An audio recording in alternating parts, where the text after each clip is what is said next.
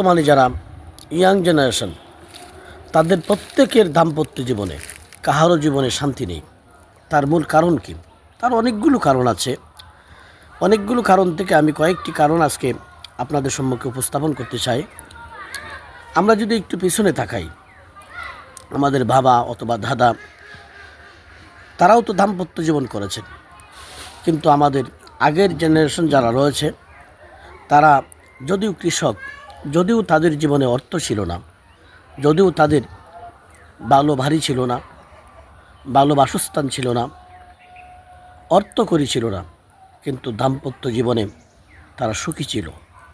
কিন্তু এখন আমাদের হাতে সব কিছু রয়েছে, গাড়ি বাড়ি অর্থ সব কিছু আছে, তারপরেও দেখা যায় এই বর্তমান নতুন প্রজন্মের ভাই বোনদের একদিকে বিয়ে হয়, আরেকদিকে বিয়ে ভেঙে যায়, ডিভোর্স হয়, বিচ্ছেদ হয়।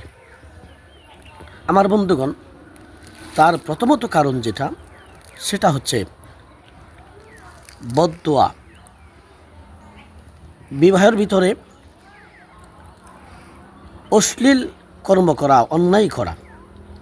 আমরা এই নতুন প্রজন্মের বিয়ে যেগুলো হয়, বিয়ের শুরুতেই যেটা হয়, গায়ে হলুদের অনুষ্ঠান হয়, ডাক ডুল পিটিয়ে, রাত্রে বক্স বাজিয়ে সারা গ্রামের লোকদেরকে অতিষ্ঠ বানানো হয়।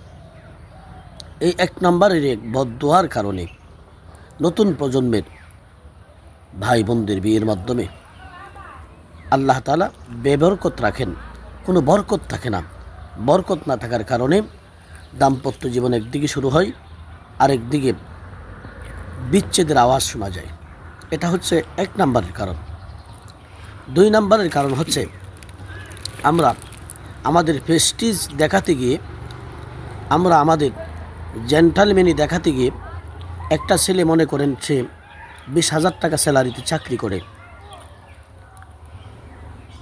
মেয়ের বাবা তার মেয়েকে এই 20,000 টাকা স্যালারিতে চাকরি করা ছেলের কাছে বিয়ে দিতে গিয়ে 15 লাখ টাকা দেনমোহর ধার্য করে।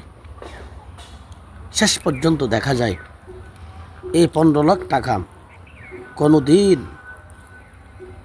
এই ছেলেটা পরিশোধ করতে পারে না। অথচ আল্লাহ রসুল সাল্লাল্লাহু আলাইহি ওয়াসাল্লাম বলেছেন যে ওই বিয়েতে সবচাইতে বেশি বরকত থাকে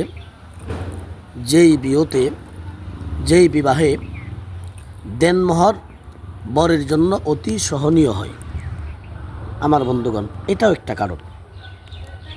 এই দুটি কারণে, আরও অনেকগুলো কারণ রয়েছে, আমাদের নতুন প্রজন্মের ভাই বোনদের বিয়ের মাধ্যমে ডিস্টেন্স ঘটে, বরকত থাকে না।